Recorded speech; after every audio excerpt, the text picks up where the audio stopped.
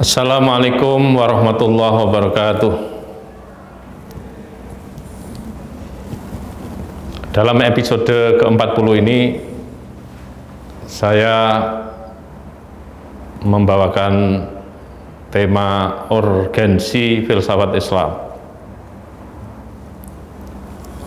Sesungguhnya kalau disadari, filsafat Islam itu memiliki banyak kegunaan.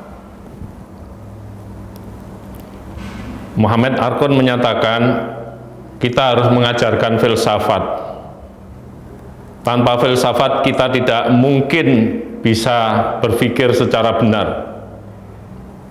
Sebab tanpa filsafat daerah yang tak terpikirkan akan melebar dan semakin lebar.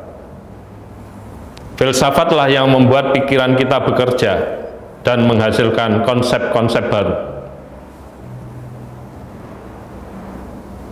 Para pemirsa yang berbahagia, filsafat itu merupakan ibu kandung yang menjadi dasar perkembangan ilmu-ilmu dalam sejarah Islam. Filsafat menjadi sumber paradigma yang selalu mendasari perkembangan ilmu-ilmu keislaman.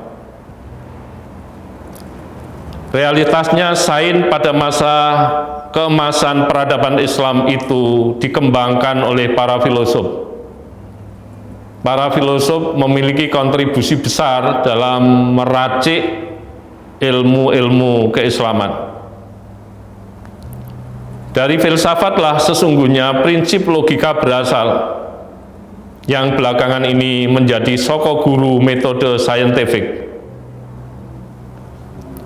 Filsafat menyimpan potensi untuk membantu penyelesaian problem-problem dasar kemanusiaan.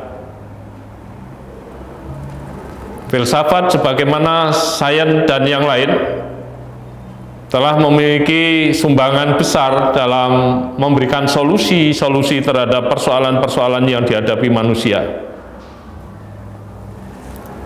Bagi orang Islam, filsafat dibutuhkan untuk melanjutkan proyek dekonstruksi, yaitu dengan merekonstruksi pondasi filsafat bagi pengembangan solusi terhadap krisis eksistensial manusia modern. Filsafat Islam mampu memberikan kontribusi penting dengan menawarkan pandangan dunia yang utuh, holistik, dan penuh makna kepada manusia modern, baik dalam kajian epistemologi, metafisika, etika, kosmologi, dan psikologi sebagai manifestasi dari tauhid. Filsafat memang merupakan wilayah kajian proses, sedangkan ilmu merupakan wilayah kajian hasil atau produk. Hampir semua ilmu pengetahuan lahir dari rahim filsafat.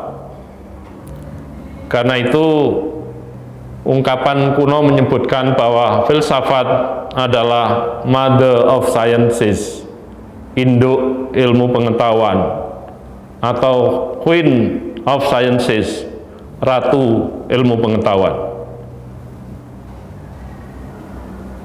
Maka ekonomi lahir dari filsafat ekonomi, ilmu pendidikan lahir dari filsafat pendidikan, ilmu hukum lahir dari filsafat hukum, ilmu politik lahir dari filsafat tata negara, ilmu sejarah lahir dari filsafat sejarah, dan seterusnya. Kalau dalam konteks ilmu-ilmu keislaman, maka seseorang tidak akan mahir fikih kalau tidak mendalami usul fikih. Mengingat fikih hanya merupakan ilmu hukum Islam, sedangkan usul fikih merupakan filsafat hukum Islam. Bahkan saya pribadi lebih cenderung untuk menyatakan bahwa usul fikih sesungguhnya adalah epistemologi hukum Islam. Realitasnya fikih lahir dari usul fikih. Karena itu orang ketika mendalami fikih tanpa usul fikih, ketika dikejar dengan pertanyaan-pertanyaan prosedural, ini kesulitan untuk memberikan jawaban-jawaban karena mereka hanya menguasai produk, sementara prosesnya tidak dikuasai. Orang yang menguasai produk itu rata-rata tidak menguasai prosesnya, tetapi orang yang menguasai prosesnya rata-rata menguasai produknya. Menurut Profesor M. Amin Abdullah, bahwa perkembangan kemampuan intelektual umat Islam dalam melaksanakan ijtihad pada zaman kebesaran Baghdad, lantaran umat Islam mampu menyerap dan memanfaatkan ilmu filsafat dan mantek. Filsafat memang mendukung kemampuan pengembangan aturan berpikir ilmiah atau scientific thought yang melahirkan pertumbuhan dan perkembangan berbagai macam cabang ilmu keislaman seperti ilmu kalam, ilmu fikih, ilmu nahwu, tafsir, dan lain-lain. Tanpa dukungan cara berpikir logis sesuai dengan aturan-aturan mantek, segala cabang ilmu keislaman itu tentu akan lumpuh. Ini merupakan fakta sejarah tentang kontribusi nyata dari logika atau mantek tersebut. Meskipun logika itu diharamkan oleh Ibnu Taimiyah dan dituduh merusak susunan kalimat oleh Ibnul Qayyim al-Jauziyah, tetapi tanpa logika memang kita sulit membayangkan terjadinya pengetahuan a priori, yaitu sebuah pengetahuan yang diperoleh tanpa melalui pengalaman-pengalaman lebih dahulu. Pengetahuan a priori ini juga telah memberikan sumbangan besar terhadap pembangunan pengetahuan keislaman menurut catatan sejarah. Dan pengetahuan a priori ini melengkapi pengetahuan a posteriori, yaitu sebuah pengetahuan yang diperoleh setelah mengalami atau menjalani pengalaman-pengalaman tertentu.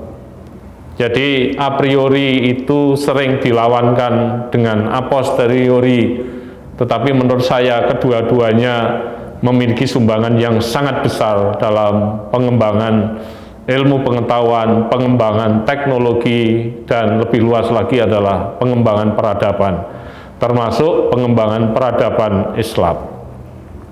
Tidak semua ilmu itu terbangun melalui pengalaman-pengalaman tertentu, tetapi ada juga ilmu yang terbangun melalui penggagasan-penggagasan. Kita bisa membuktikan bahwa kalau Neil Armstrong naik ke bulan melalui Apollo 11, sementara Neil Armstrong itu diakui sebagai orang pertama yang berhasil menembus bulan. Pertanyaannya, bagaimana sang perancang Apollo 11 sebagai teknologi yang canggih pada waktu itu bisa membuat alat atau pesawat yang mampu mendarat di bulan, sementara mereka yang merancang dan membuat itu belum pernah mengalami atau belum pernah berpengalaman mendarat di bulan.